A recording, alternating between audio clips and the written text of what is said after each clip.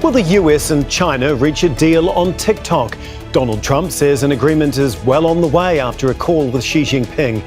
But why is the Chinese social media app problematic in America? And who stands to gain from the sale of its US operations? This is Inside Story.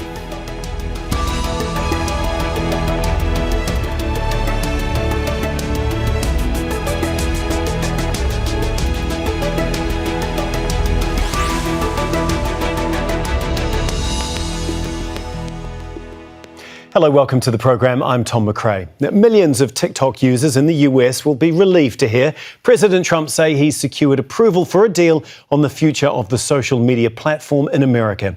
Congress passed a bill last year that banned the Chinese-owned short video app unless it sold its US business. Now, politicians are worried TikTok poses a national security threat and spreads propaganda. But Trump hasn't imposed that law and on Friday even raised the matter of TikTok's operations during a call with President Xi Jinping. So why does a deal on this app matter so much to Donald Trump? Where does Xi Jinping stand on TikTok? And what does this mean for Chinese-US relations? We'll put all those questions to our guests, but first, this report from Imogen Kimber. Frosty relations between the world's two biggest economies appear to be thawing. China, 67%. The US and China have been at odds since President Donald Trump imposed hefty tariffs on trade partners when he returned to office. But after months of silence, the two leaders spoke by phone on Friday, discussing a range of issues, including the social media app TikTok. I had a great call with President Xi, and as you know, he approved the TikTok deal. And we're in the process. We have some great investors, some of the biggest in the world, American investors, great people, and we look forward to getting that deal closed. TikTok's future in the US has been in limbo since January, when a law came into effect to ban the short video app unless owner ByteDance sold its American operations. Is it part of the Chinese Communist Party, as everybody thinks? Congress cited national security concerns, including the Chinese government's access to millions of Americans' data and use of the platform for propaganda. ByteDance challenged the bill in court.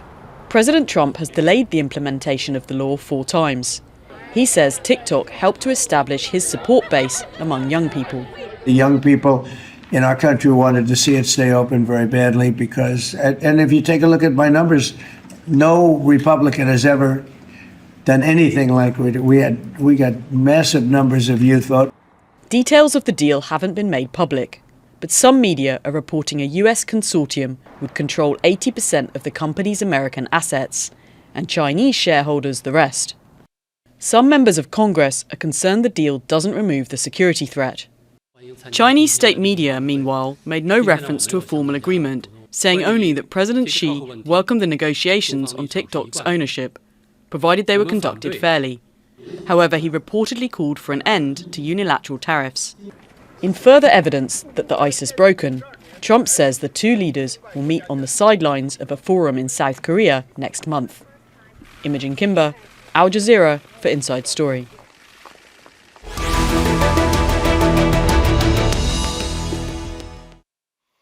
Okay, let's bring in our guest now. Joining us from Washington, D.C. is Richard Weitz, who is a senior non-resident associate fellow at the NATO Defence College. Einar Tangen is in Beijing. He is a senior fellow at the Centre for International Governance Innovation. And also in Washington, D.C. is Maria Curry, a technology policy reporter for Axios. She covers government oversight of social media platforms. Thank you all very much for joining us here on Inside Story today. Richard, you've written extensively on the US-China relations, especially when it comes to technology. Can you just explain why you think TikTok is such a major issue when it comes to US national security? Well, you are correct in saying that it is a major concern. We've seen this, both Democrats and Republicans in Congress last year join almost unanimously to make the changes that were recommended in the package, that either TikTok be banned from the U.S. or be sold to U.S. ownership. There are many concerns, but they tend to focus on 2 areas. One is that the amount of data that the Chinese government can collect through American access to TikTok might provide a security risk to the Americans and might give the Chinese insights into American preferences and behavior. And then secondly, that somehow the algorithm can transmit PRC-friendly messages to try and influence Americans' opinions and behavior. And this could be on a range of topics from Taiwan, Xinjiang, and so on. There are other concerns. There's been some evidence that the Chinese government access what some journalists were using the app for. I was particularly alarmed when the move in Congress to ban the app triggered a TikTok decision to fund a bunch of influencers to come here to Washington to actually lobby the U.S. Congress. I mean, they could do that in a similar situation related to Taiwan, for example. So there are a bunch of concerns that I think the U.S. is trying to meet through these talks. Maria, how seriously is Congress and other politicians, how seriously are they taking these national security concerns? And do you think that there are genuine risks here, or is this just about politics and optics as much as anything else? So just a reminder to viewers, this is an effort that actually began with President Trump during his first term. It was then picked up by President Biden, and then Congress, Democrats and Republicans alike, said that this was such a massive national security concern that they did something that they rarely do, which is pass a tech-related, piece of legislation. And they did, in fact, pass this law to force the sale of TikTok or ban it entirely. Those national security concerns that were very widespread, very bipartisan, were upheld by the Supreme Court. So when President Trump won his second term and decided not to enforce the law, that was kind of undermining the national security concerns that he, a Democratic president, and, a bipartisan large group of Congress had said, and the Supreme Court had said, were very real. And as we've seen, President Trump said it was because of how the app helped him during the election. So it's hard to argue that politics are not playing a role here and potentially, being prioritized over these national security concerns that members on both sides of the aisle and across administrations and at the Supreme Court said were, in fact, very important. Yeah, indeed. Einar, can you just give us an idea of how all of this is being viewed in Beijing, especially after President Trump's call with President Xi? Well, as usual, there's a fundamental misunderstanding which has been put forth by both of my two colleagues. One, conflating somehow that the Chinese government runs TikTok. It's a private entity that is 60% controlled by U.S. corporations, including BlackRock, et cetera, unless he's trying to infer that they're part of the communist conspiracy.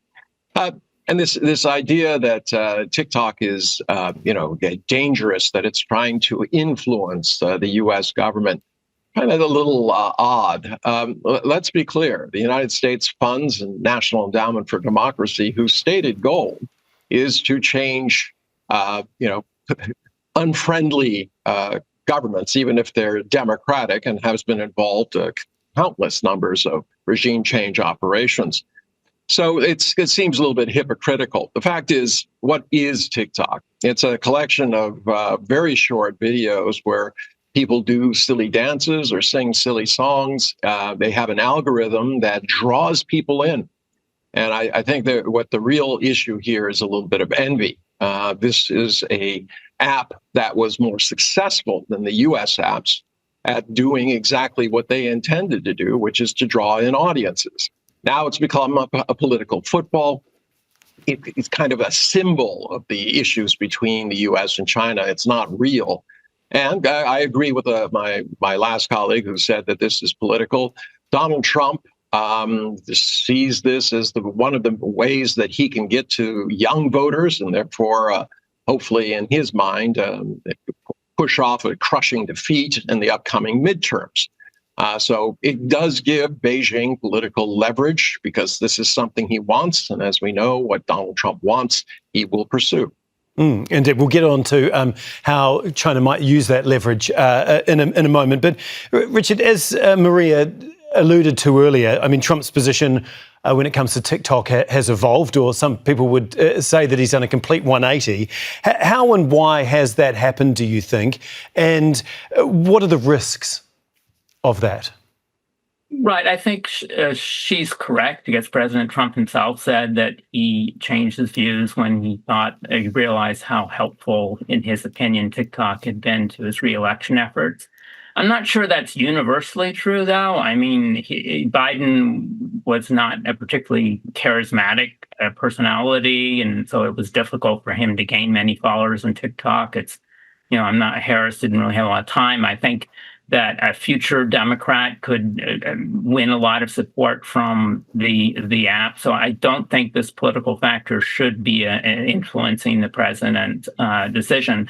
I would point out, though, that in other areas he has taken a firmer stance. His AI tech strategy, which Maria knows very well, talked a lot about the importance of export control, sustaining U.S. dominance. The administration appears to be trying to reduce pressure on some social U.S. cyber technologies that influence social media, such as Google and Meta. They've approved some mergers, such as the Hewlett-Packard Juniper merger, to build stronger U.S. companies to compete with the Chinese. And I think that is the long-term solution to this issue, to have the U.S. company develop a superior offering than TikTok that will pull back American viewers. But in the interim, we have to deal with the present challenge. Maria, I just want to go back to something that Einar said, basically that this is all about envy, or a lot of it is about envy, that the US tech companies and social media companies haven't been able to replicate how successful the app and the algorithm is that TikTok uses. Why is that? What is it about TikTok that makes it so special? And why has it been so difficult for other social media companies to replicate that? So we don't have direct visibility into TikTok's algorithm and that secret sauce behind it, what makes it so powerful. But that, of course, is what China and ByteDance really don't want to relinquish. And that is something that other U.S. social media giants have not been able to replicate. But if I could just respond to some of the other comments that have been made here, it reminds me on the whether or not this is political. President Biden actually could have enforced this law before he left, but left it to President Trump, and perhaps a sign that he also didn't want the political ramifications of 175 plus million users in the US blaming him for shutting down a really popular website. And the other aspect of this is that in addition to the political gains, we know that President Trump is looking to take a multi-billion-dollar cut and fee from this TikTok negotiation. So in addition to the political gains that could be made here, there's also a financial gain that this administration is potentially taking advantage of. Einar, does Beijing even care about TikTok, or is this about using it as leverage for tariff and trade talks, do you think? Well, Tom, we have to admit here that this is a strange issue. You have the two largest economies in the world, and we're sitting here on a show discussing a privately owned, more than privately owned, a majority-owned U.S.-backed entity in China that's been successful. That just seems a little odd, don't you think? The issues here for Beijing are pretty simple. I mean, the U.S. says national security concerns. Well, how would the U.S. like it if China said, look, we want, we want X to give us their algorithm. We want to know a little bit about that. We think that there are things. They have banned X in China. But, if they made that demand or said, oh, you have to transfer everything that you have over to us over here, I mean, it wouldn't work. I mean, the U.S. would say that this is coercion, highway piracy, et cetera.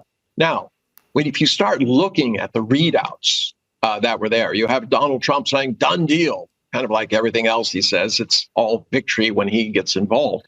But on the Chinese side, it's been very reticent. They said, well, it's a private company. They'll do what they do. We are providing guidance, but under no circumstances are companies going to be coerced into giving up their technology? Because once you start down that slope, it becomes slippery.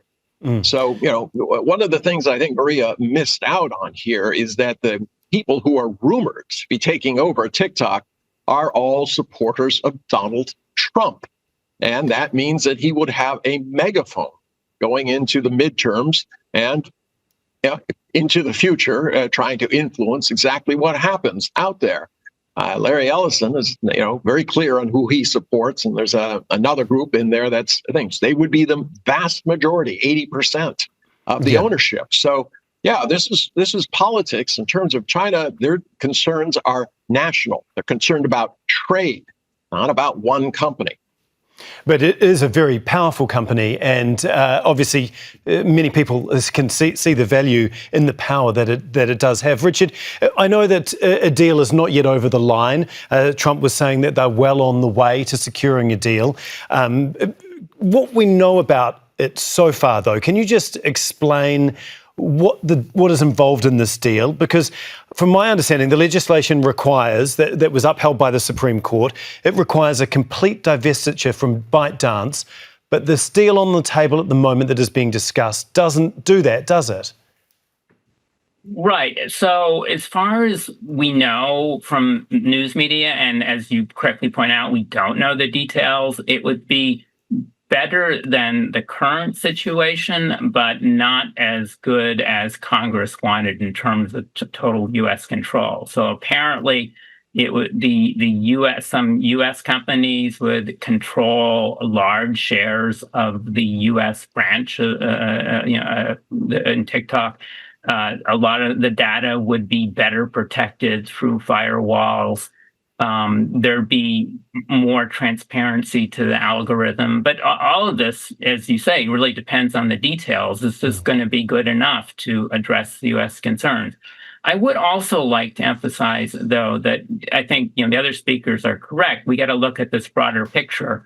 And I think it's important to note that it's kind of odd that the Chinese are objecting, because China is much more controlling of U.S. social media company access to China. They're banned Google. They have an extensive firewall. So it's kind of odd to see the Chinese complaining about the U.S. trying to control a company that has substantial Chinese influence when the Chinese exclude many American companies from doing business through their internet, and also demand technology transfer, retaining of data inside China, and so on. Before we get on to the broader implications, I know, because I can see you shaking your head at some of what Richard was saying there. Maria, can you just talk us through, just very briefly, this consortium that has been put together, this group that might be potentially behind the US side of the deal? I mean, they include some of Donald Trump's biggest donors from the last election. Can you just tell us exactly who they are and what influence they have with the president? Right. So as it was already mentioned, one of the biggest ones is Larry Ellison, the CEO of Oracle, who has been involved in TikTok for a while now.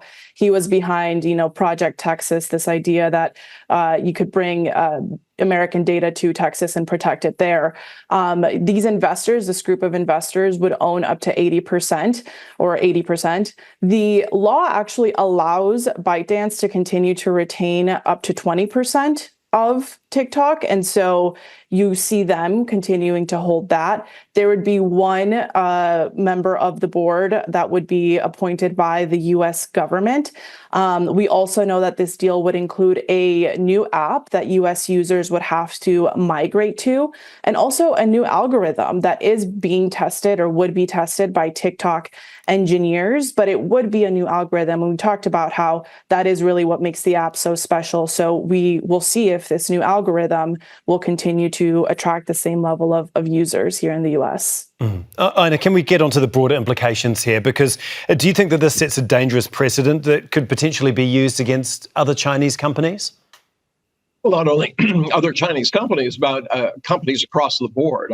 This idea that China restricts other entities, absolutely. They do not allow in a whole host of companies, especially social media. They blocked Amazon. They wanted to grow their own champions, but they have never said you have to give us your algorithm or your intellectual property. In terms of data, where it is processed, there are laws on both sides, and in Europe and around the world, basically saying we want our data processed internally, not sent to other places.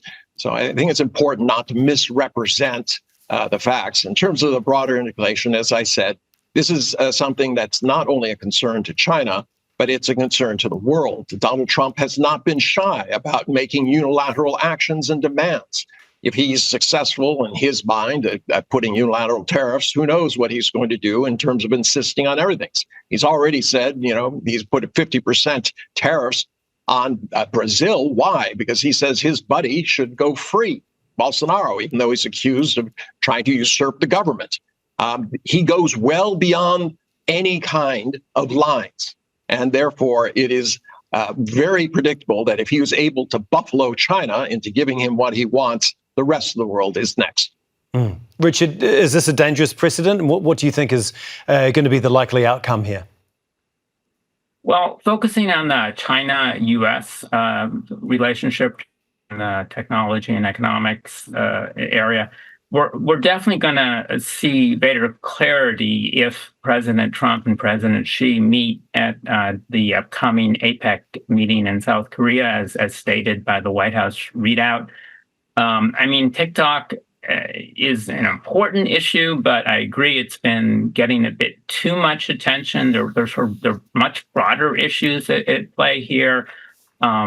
Export controls, technology transfer, critical mineral access.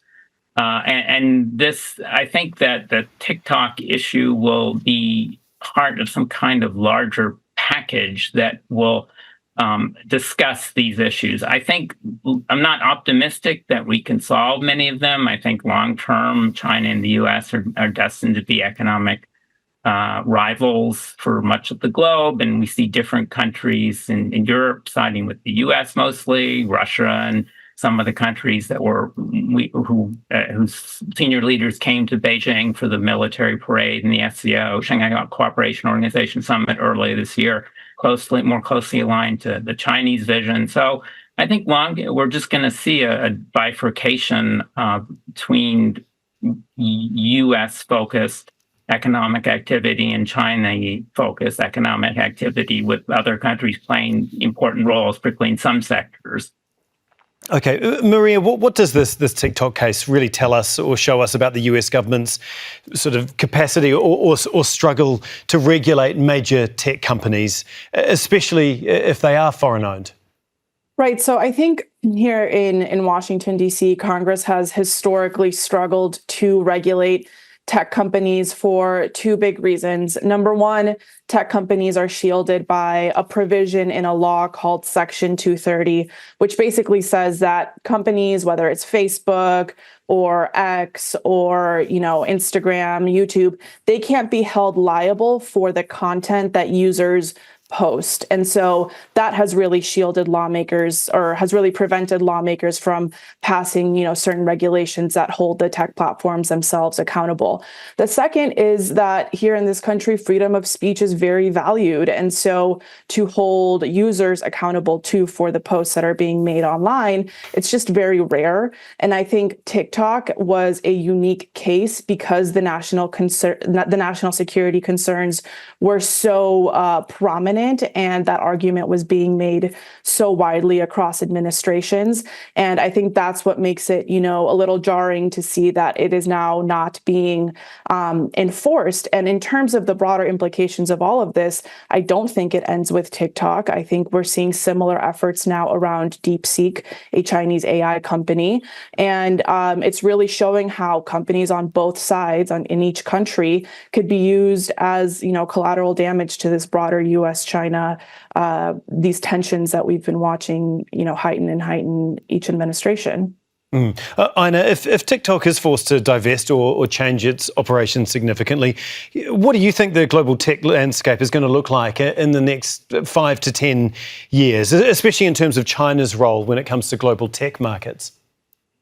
Well, China continues to forge ahead. I mean, they have the numbers in terms of the engineers, the manpower, the markets, and the access. I mean, there's a very simple way. I mean, my colleague refers to what the U.S. is offering when China's offering. What is the U.S. offering? A world dominated by the United States, all for the United States, all MAGA kind of stuff.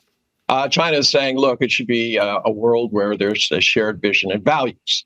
I think it's pretty clear which way the global South feels about it. Now, yes, Europe has been bludgeoned into going along with the U.S., but, I don't think they actually like it, as you can see from the photo ops of President Trump in the Oval Office, treating them like a bunch of miscreant school children. So going forward, China will continue to innovate. They're very, very good at developing new technology and then applying it. We've seen this in countless cases, new energy vehicles, batteries, solar, wind, etc. And they're going to continue doing that. And there's going to be a gap. Today, Donald Trump was announcing that he's going to put a $100,000 tariff fine on anybody who applies for, a business visa to work in the United States. And that's going to be not a one-off. It's going to be every year. He says he's protecting American jobs. But if you talk to even the companies that he's saying he's protecting, which is American innovation, whether it's Google, et cetera, they'll tell you that they don't have the people that it will take to be innovative. America does not produce enough high-tech engineers and people with the ability to move things forward. So the U.S. is progressively moving backwards, claiming that it's going forwards. China is quietly just doing their business. Okay, thank you so much, all three of you. We really do appreciate your time and insight. We've unfortunately run out of time to continue this further. Richard, Einar and Maria, we really do appreciate it. Thank you. Well, thank you too for watching. You can see the program again anytime by visiting our website. That is aljazeera.com. For further discussion, go to our Facebook page. That's facebook.com/AJ Inside Story. You can also join the conversation on X. Our handle is @AJ Inside Story. From me, Tom McRae, and the whole team here, goodbye for now.